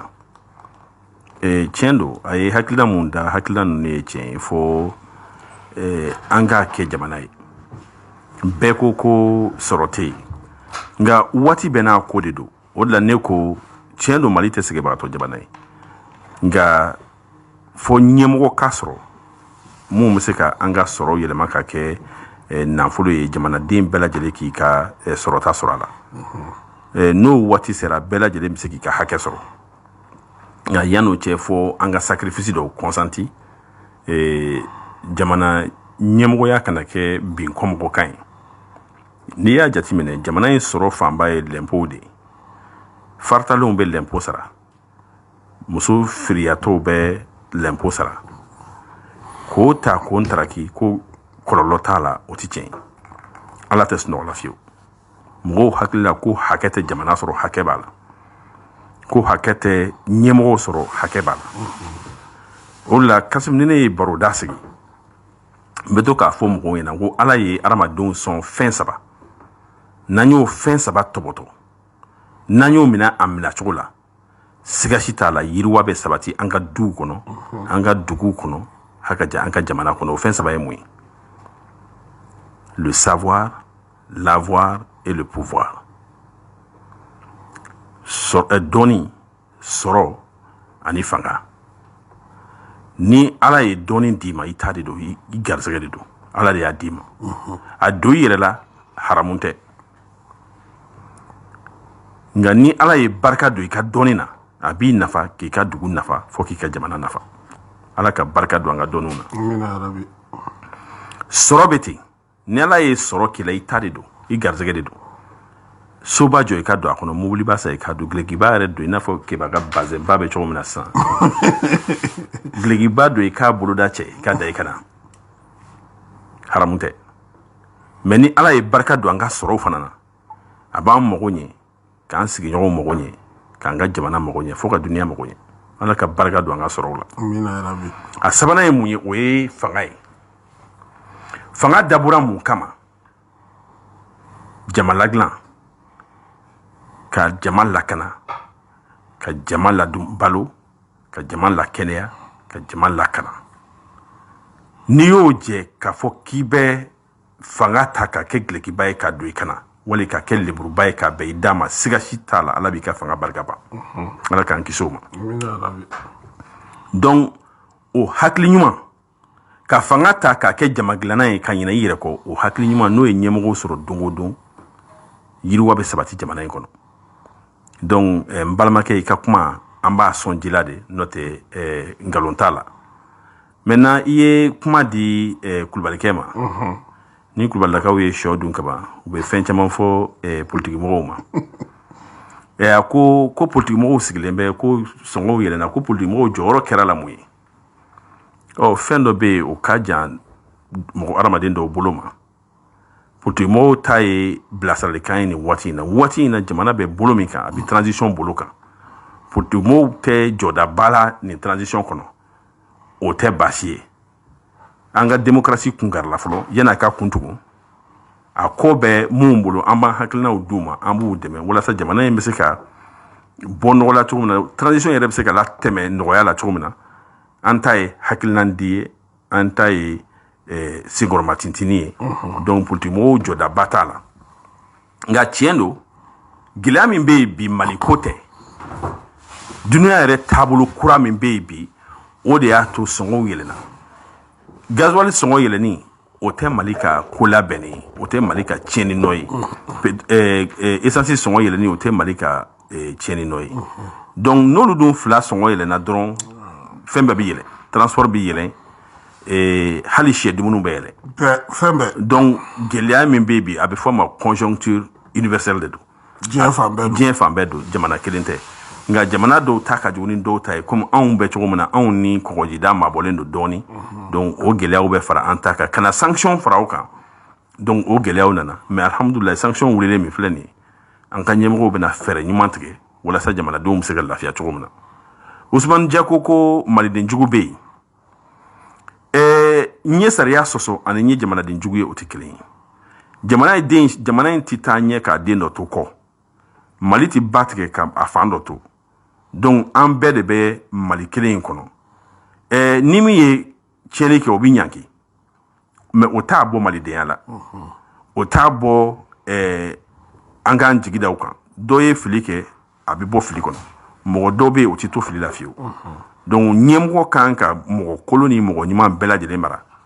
donc o de kama n ye n ka kuma fɔ mais o kɔrɔ tɛ k'a fɔ ko sariya tɛ boli mɔgɔ kan ni ne kɛra ɲɛmɔgɔ ne yɛrɛ y'a fɔ n ko n'i y'a ye dunko juguya bɛ jamana in kɔnɔ dunko juguya tɔnɔ ka bon tilennenya tɔnɔ ye jamana in kɔnɔ parce que n'i y'a dun ka juguya ni kɔlɔlɔ t'a la mɔgɔ wɛrɛ fana bɛ segin o ɲɔgɔnna kan o de kama ne ko fo sariya ka boli bɛɛ kan n ka kuma kɔnɔ n y'o de fana fɔ fo bɛɛ lajɛlen ka dama kaɲa sariya ɲɛna Faduba ko agiko baara dan tɛ fonction publique ye an ye fili min kɛ a kɛra mɔgɔw kɔnɔ ko gouvernement dɔrɔn de kan ka baara créer ka sɔrɔ gouvernement yɛrɛ ka baara créer nɔ ni privé ka baara créer nɔ tɛ kelen o de kama ne ko n bɛ mɔgɔw dɛmɛ walasa u ka se ka u ka baaraw créer u yɛrɛ ye u ka se ka u ka forow labɛn u yɛrɛ ye u ka se ka menuisier kɛ u yɛrɛ ye wajibi tɛ bɛɛ ka don fonction publique kɔnɔ ni tɔ baara ka di mɔgɔ min ye i bɛ se k'o créer i bɛ se ka service créer o walasa i ka se ka sɔrɔ k'a la k'i yɛrɛ balo mais aussi i ka se ka dɛmɛ don ka ɲɛsin mɔgɔw ma c'est vrai que gouvernement fana bɛ se ka baara dɔw boloda i n'a fɔ i yɛrɛ ye hakilina mun di kan tɛ kɛ ko an bɛ se ka service volontaire dɔw dayɛlɛ o bɛɛ hakilina ɲuman dɔ ye ka ɲɛsin jamanadenw ma an bɛ jamana min kɔnɔ n'o ye Maliba ye hakili la ɲininkali duuru min bɛ yen o bɛɛ lajɛlen jaabi n ye dɔɔnin d'a la a bɛ se ka kɛ bɛɛ ma nimisi wasa sɔrɔ a kɔnɔ mais hakilina min tun bɛ n'a ka di ninnu ma ka ɲɛsin u ka ɲininkaliw ma o de ye nin nɛgɛjuru sira 20 21 0011 Mohamed Lamine ko kɛ na ka bɔ Las Vegas a ko k'ale ni i ye université kelen kɛ k'a ka foli bɛ ale b'a la ko bonjour a na kɛ olu bɛ sɔgɔmada fɛnɛ la ye Mohamed Abedi ça va nɛgɛjuru sira 20 allo balimakɛ i tɔgɔ ni jamu tɔgɔ Yusuf Napo Yusuf Nafo ouais Yusuf Napo o ye kadɔ ye i ka ɲininkali ye jumɛn ye David yɛrɛ de kuwadile o diyara n ye kuwadiye ala k'i bolo mɛn i ka baara la amina yarabi a b'a fɔ ara ko cɛ ka ɲininkali cɛ ka jaabi la cɛ la ne ma nimisi wasa dɛ ko fakere jugu yɔrɔ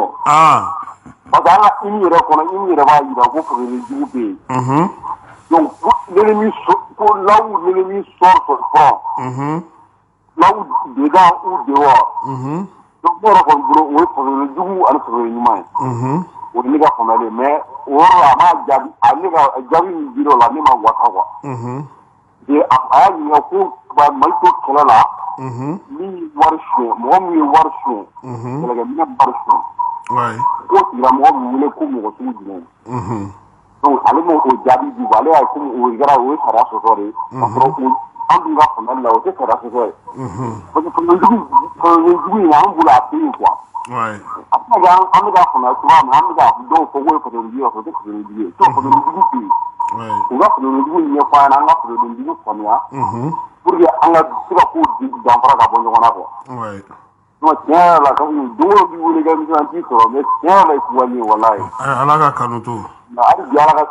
se ka to da wa jugu an ka se ka to nin ye amina yarabi n b'i ɲini kuma bɛɛ b'i lajɛ hali Mali kura ta sɔrɔ la kuma bɛɛ b'i ɲini n y'a kɛ cogo bɛɛ la pour que ka se k'i ye d'accord donc kasi hali bi ala b'i bolo ne ka baara la amina yarabi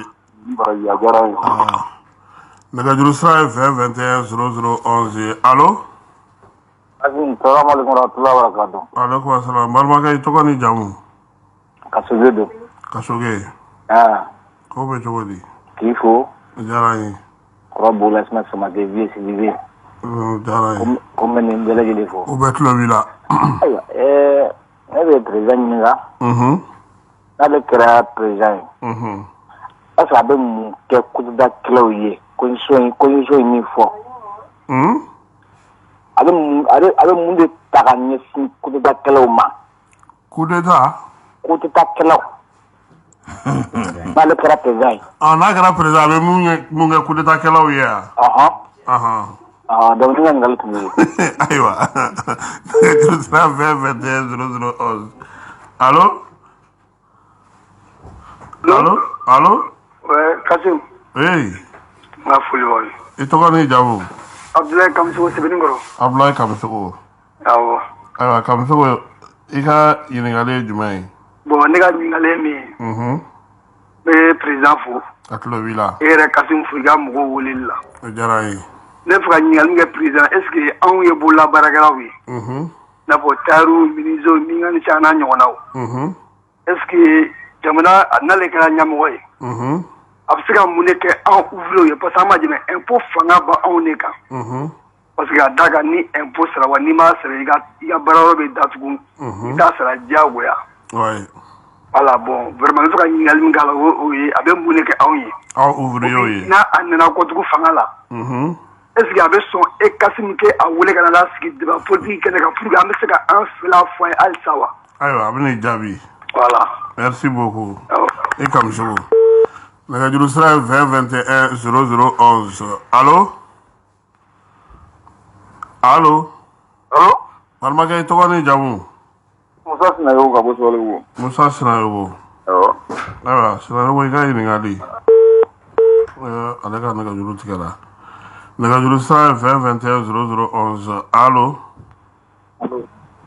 Balimakɛ i tɔgɔ ni jamu? Manju Mamadu Jalo. Manju Mamadu Jalo. Kasim Anisiwo. Jalo. Awa. Militaire bɛɛ fo. Bɛɛ tulo b'i la. N bɛ ɲɛmaa fo kɛnɛ kan. Tulo b'i la. Mais Kasimu n bɛna kuma dɔ de fɔ a k'a faamu k'a fɔ ko maliyɛn a tɔgɔ Umaru Marigo ye kuma min fɔ o de bɛ maliyɛn dusukun na sisan quoi. I bɛ ka tile an tigɛra politicien na quoi. Politicien yɛrɛ an tɛ fɛ ka a bɛ ka kuma minnu fɔ quoi. A ka hakɛ to nin ye dɛ. Mais a bɛ ka kuma minnu fɔ ala k'a fɔli dabila parce que an tigɛlen yɛrɛ don politicien ta la kan na. Se de t'an ye sinon wallahi an tɛ sɔn sɔrɔsi ninnu ka jigin. Se de t'an ye an sigilen don an b'a dɔn n'a y'a kɛ cogo cogo diɲɛ tɛna an kɛlɛli dabila. O de la an bɛ ala minɛ sɔrɔsi ninnu ka jigin sinon wallahi sɔrɔsi ninnu jigin ni man d'a je vais le dire ça je vais le répéter ça. Il n'a qu'à laisser parler comme ça il faut laisser ça. Nous on ne veut plus jamais attendre. Il faut avancer des arguments solides qui sont plus solides que ça. Sinon, dire des choses de fantasme. On ne veut plus fantasmer, ok? On veut des réels. Oui? I b'a dɔn ko min ye o ko gɛlɛyɔrɔba ye yan. Mali yɛrɛ de ko a bɛ démocratie la. Ni Mali dun ko k'a bɛ démocratie la, o kɔrɔ ko fanga bɛ taa ni mun ye o ye politique mɔgɔw de ye. C'est ça le problème. On b'a dɔn, on est conscient. Donc o ka gɛlɛn dɛ. Lamini Mali sɛgɛnna, Lamini n'i bɔra Mali kɔnɔ i bɛ taa ye maliyɛn denw bɛ tunga la cogoya min na. Lamini n'i bɔra Mali kɔnɔ i b'a ye maliyɛn denw bɛ si la kɛnɛ kan cogo min camion baw jukɔrɔ. Lamini les Maliens ont souffert, on souffre et on a souffert. Comment je vais dire ça même? An yɛrɛ de Maliens yɛrɛ de claquelen don, an tɛ se ka couler dans les sinon wallahi couler de b'an kɔnɔ. On est fatigué, on est vraiment fatigué. Dugu bɛ kɛlɛ u tɛ ban. An bɛ na so an bɛ na ni nafolo fɛn fɛn an bɛ tila k'a kɛ famille de la famille de bɛ sɛgɛn on ne peut plus rien faire on ne sait plus quoi faire. Il n'a qu'à arrêter de parler des choses fantasmes, on fait plus fantasme, ok? Merci beaucoup. Nɛgɛjuru sira ye 20 21 00 11 bɛɛ lajɛlen ni hakilina don. Allo? Allo, Anisu. Wa Anisu, balimakɛ i tɔgɔ ni jamu? I ka kɛnɛ. Tɔɔrɔ sɛ. Allo, ne b'a fɛ ka ɲininkali dɔ kɛ. I tɔgɔ ni jamu? Ne tɔgɔ Kamara. Kamara. I ka ɲininkali? N b'a fɛ ka ɲininkali de kɛ invité la. Bon ko n b'a fɛ ka ɲininkali kɛ ka hali n'a tɛ gouvernement mɔgɔ tɛ ni gouvernement ka tracteur di cogo n'an bɛ se ka cogoya lɔn o la e Kasimu yɛrɛ ka dɔ ɲɛfɔ an ye ni e yɛrɛ ka tracteur k'an somɔgɔw dɛmɛ ne bɛ tunga la n'est-ce pas ye. Ayiwa i bɛ fɛ ka tracteur de di. Dɛmɛ tracteur ko na mais a ɲa kelen min bɛ a ɲalɔn quoi. Ayiwa a bɛ n'i jaabi. N'a sɔrɔ a ka téléphone numéro bɛ sɔrɔ mɔgɔ fɛ k'a ɲininka la ou bien a bɛ mɛnɛkɛla cogo min dɔ ɲɛna o kan quoi walasa an bɛ se ka an somɔgɔw dɛmɛ tracteur ko la walasa sɛnɛko bɛ se ka nɔgɔya e ma cogo min na sinon ni lɔn wari bila ni ye yiri sira ka dɔ kɛ yen o de Iso Mali fan mena Kamara. Nega vraiment. Ah? Allô? Iso Mali fan mena. Sibi. Aya, ale Espagne. Rogaja. Amara, amemba waleta. Ale ka réseau ma inkosibe. Nala sona kila monsieur le maire na jabi do sra nega juru sra 20210011 niya anga shuna ma laban amota. Allô? Ouais, allô? Marma kay to wani jamu. Ne tore Badozo Kabostino. Badozo. Aywa, baika inigalu. Bon, n'était folie, le président fou. Atlovila. Ani ka ɲininka fɛnɛ u ka parti section bɛ se yɔrɔ min na quoi. Ayiwa a bɛ n'i jaabi o la. Voilà. Merci beaucoup. Ka su yɛrɛ cɛ. Amina arabi. Ayiwa président. Nin ye ɲininkaliw ye. Awɔ. Minnu kɛra nɛgɛjurutigiw fɛ. Kosɛbɛ. Ayiwa Kasim. I kanu bɛ mɔgɔ maliyɛnw na. Napo bɔra k'a ka kanubagatiya yira. Napo ye kelen tɛ. An bɛɛ bɛ Kasimu kanu kosɛbɛ. Ale de bɛ nin baro sanuma in sigi an ka se k'an hakilinaw yira jamana ka taabolo ko la. N y'o de fɔ kabini kuma daminɛ k'a ta Mali kɔnɔ ka taa Mali kɔ kan. Maliden caman sɔgɔlen b'an na bi. Halisa n ka foli b'u ye. Mun bɔra ka mun bɛ Espagne,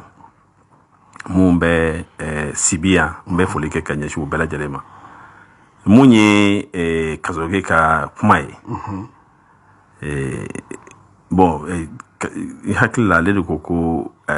Napo ko a dalen tɛ politique mɔgɔw la hakili la. Napo de fɔ. Jɛnatigɛ ko don. I yɛrɛ y'a fɔ ko bɛɛ ni hakilinan don. Kuma daminɛ an y'o fɔ ko n'i jɛna ka bɛɛ gosi bɛrɛ kelen na ko mɔnɔ bɛ dɔ faga.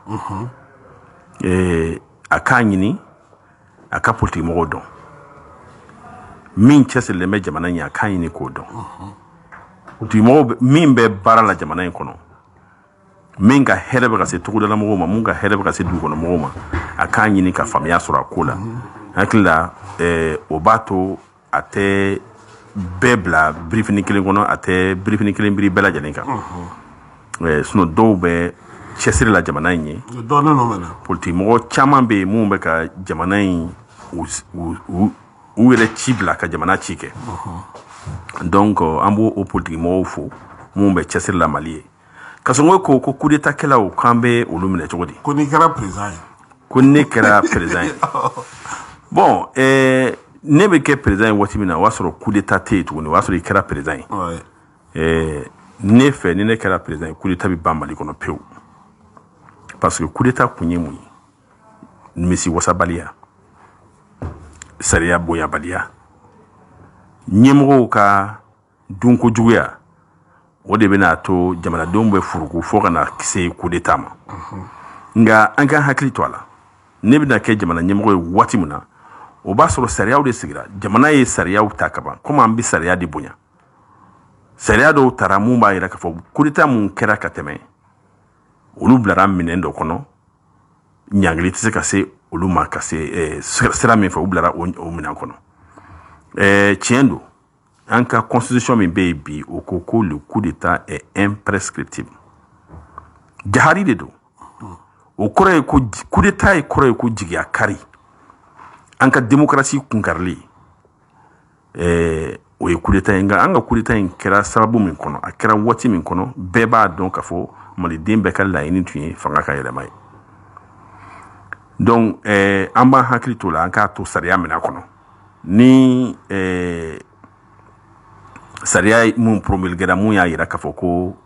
lakana dɔ bɛ yen o bɛ da coup d'état min tɛmɛna o kɛbagaw kan. Donc an b'o ko to o minɛn kɔnɔ. Maintenant ko nin kɛra Abulaye Kamisogo. Sɛbɛnnikɔrɔ a bɛ sɛbɛnnikɔrɔ bololabaarakɛlaw. N y'o de fɔ bololabaarakɛlaw ye jamana in kɔkolo dɔ ye. Mais kuma daminɛ an y'o fɔ k'a fɔ bololabaarakɛlaw n'an y'a daminɛ k'a fɔ kɛnɛya bɛ sabati, aw denw kalanni bɛ sabati, jamanaden bɛɛ ka kan o la.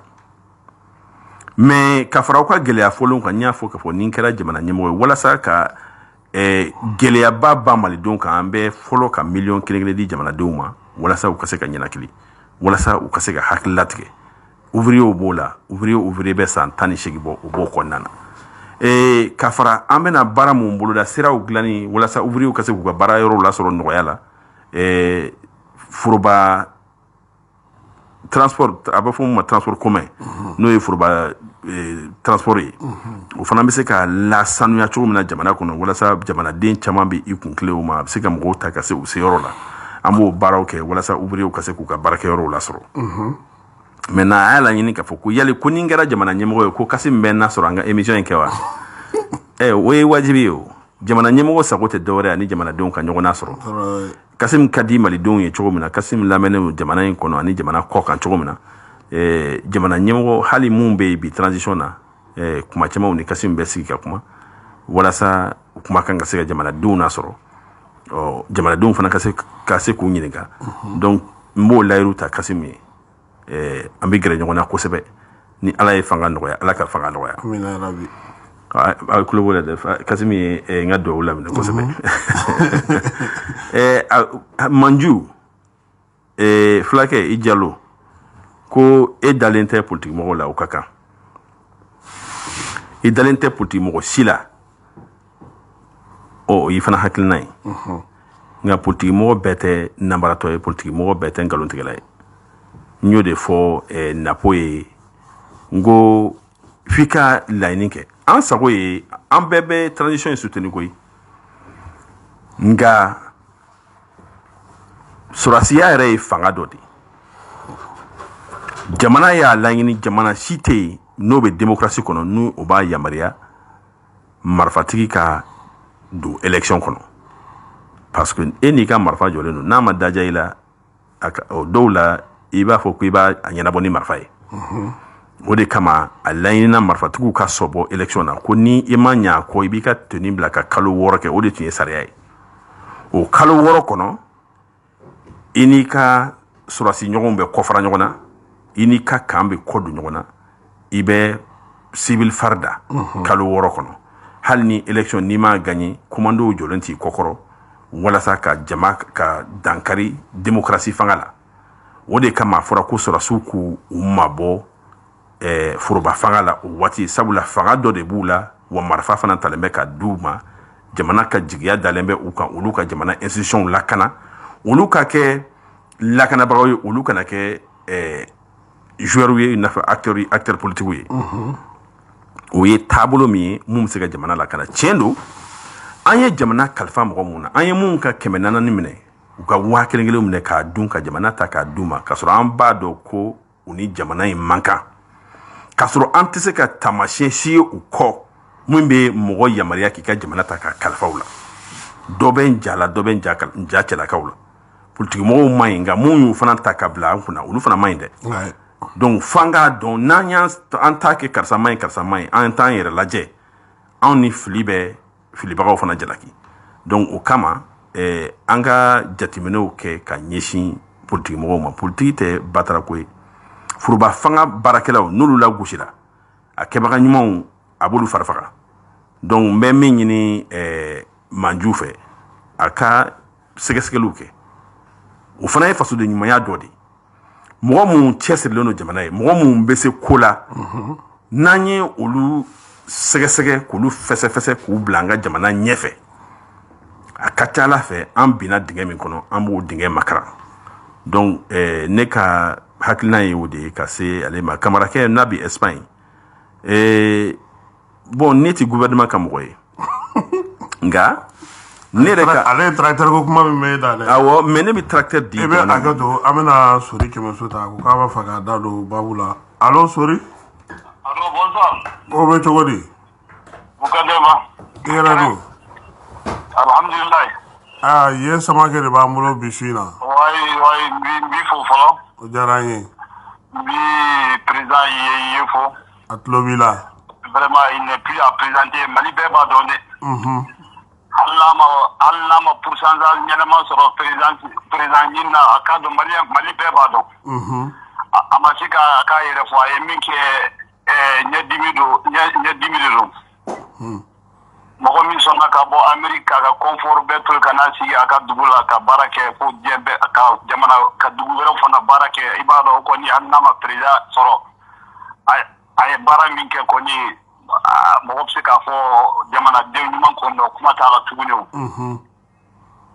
tellement que maliden ɲumanw de tɛ ka protéger kosɛbɛ kan jamana don gɛlɛya min na raccourci mɔgɔw ani je sais pas minnu bɛ babu kɔnɔ bɔ ba ka foro la olu de bi considérer forotigi yɛrɛ ti fo de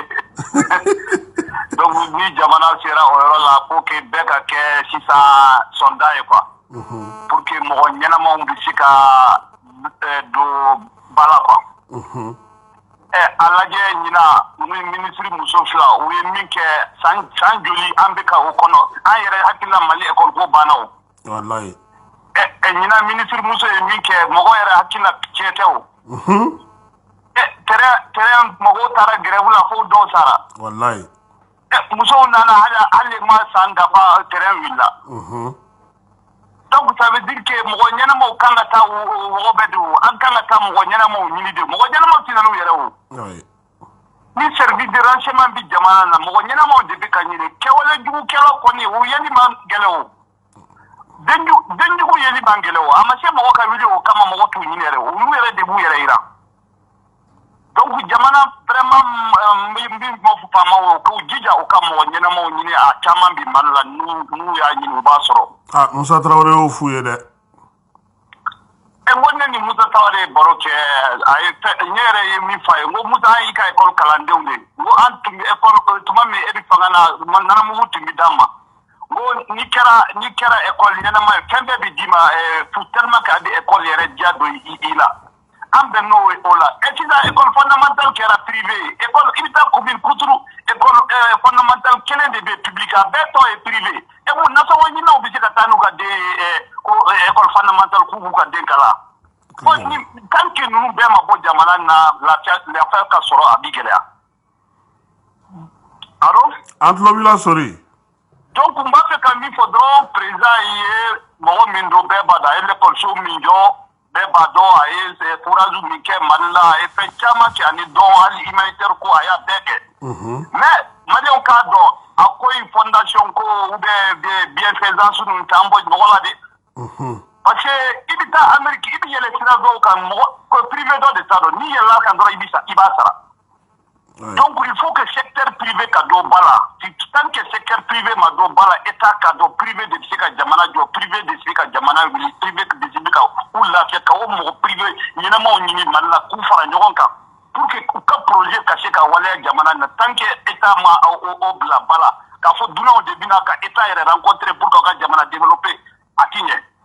faut que secteur privé yɛrɛ minnu dunanw minnu bɛna ka n'a fɔ u bɛna baara kɛ Mali la faut que olu ni privé ɲɛnamaw de ka bolo di ɲɔgɔn ma état k'u superviser pour que baaraw ka kɛ a ɲɛma pour que Mali ka se ka bɔ nin na an ye permis en coton ça nous a rien servi an ye permis deuxième en or ça nous a rien servi donc fɛn o fɛn ale yɛrɛ y'a fɔ ko lithium ko ninnu ko jigitigɛ ko de don donc jamana min bɛ kɛ vraiment faut que an ka bɔ ten quoi faut que vraiment Mali faamaw k'a dɔn jamanadenw ɲumanw bɛ yan olu de kan ka t'u ɲini u bɛ yɔrɔ yɔrɔ pour que k'u sigi k'u suivi de près pour que Mali projet baw bɛ se ka réaliser sur le terrain on ne réalise pas les projets dans les séminaires on ne réalise pas des projets dans les formations les projets se réalisent sur le terrain donc k'a fɔ an ye mɔgɔw former bureau kan ou bien école classe kan o tɛ an ɲɛ an ma kalan kosɛbɛ an b'a fɛ an ka wɔsi de jamana ye wɔsi jamana de tant que an ma taa dugukolo in na ani yelen an ka soleil ni ani an ka ji min foyi tɛ se ka ɲɛnabɔ o dun bɛ se ka kɛ waati bɛɛ on n'a même pas besoin ka samiya ma kɔnɔ tuguni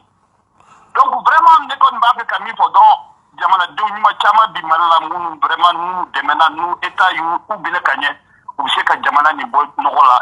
hali a ti mɛn yanni transition ka ban mɔgɔw b'a fɔ est ce que nin ye Mali nin de a mɔɔw bi yan a sababu b'u bolo hali ale ye b'a la donc franchement parlant n b'a fɛ dɔrɔn k'a fɔ parce que e ka ni mɔgɔ dɔw nana i ka plateau kan n'i ma kuma dusu tɛ suba parce que oui vraiment aujourd'hui Mori nga y sama ki vous je l'ai jamais rencontré si c'est pas ces derniers 24 heures mais bon mindo vraiment akanga demain maliko la pour que atuna ka mali demain ka bon ni graina. Donc vraiment merci de m'avoir donné cette opportunité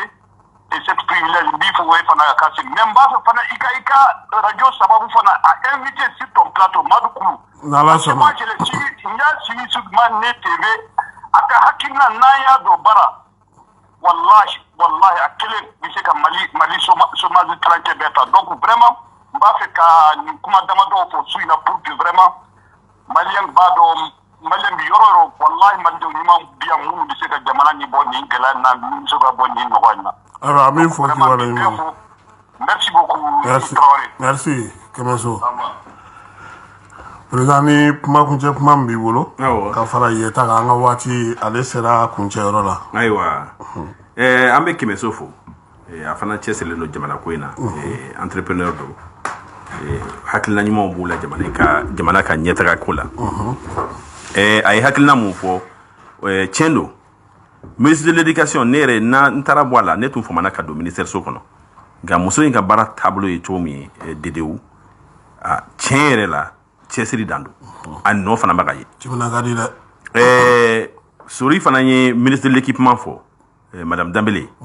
a fana chesiri no ko sa fonction publique ministre do be bi chere la o be ka bamananka na mafo kubu gedebu o chesiri no ko sebe bugu sego ke jamana yi kasim kuma laban kuma na